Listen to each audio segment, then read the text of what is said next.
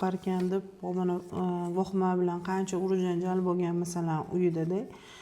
Xo'p, tanamizni boshqa joylarida ham toshmalar bo'ladi. Boshqa qismlari bo'ynimiz bilan jinsiy aloqa qilmaymiz-ku.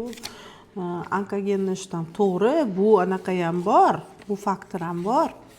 Lekin har doim emas. Ko'p holatlarda mana hozir shu holatda tug'ruq bo'lsa, bolaga kontakt bo'ladi.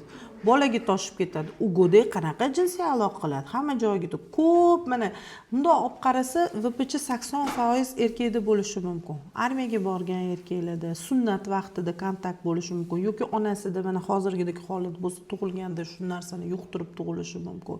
Prosta odamlarni ongi oshdi. O'zbekistonda oldin Yevropa davlati 30 yil oldin buni kelib chiqish sabablarini o'rganib chiqib, hattoki vaksinagacha yaratib qo'ygan. Bizga endi kirib keldi. O'shaning uchun keyin vaksina masalasi. Olib tashlagandan keyin vaksina qilinishi kerak ekan.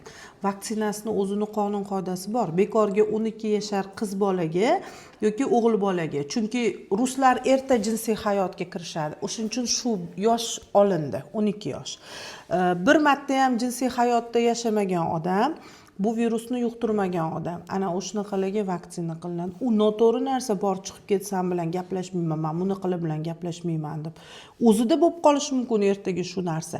Masalan, bitta ginekologический instrument noto'g'ri sterilizatsiya qilindi. Masalan, sanda hozir VPC положительный. Noto'g'ri sterilizatsiya qilinsa, o'sha sanga ishlatilgan instrument ertaga boshqa odamda ham yuqadi. Kontakt orqali sochuvlar yonma-yon tursa даже o'tib qoladi.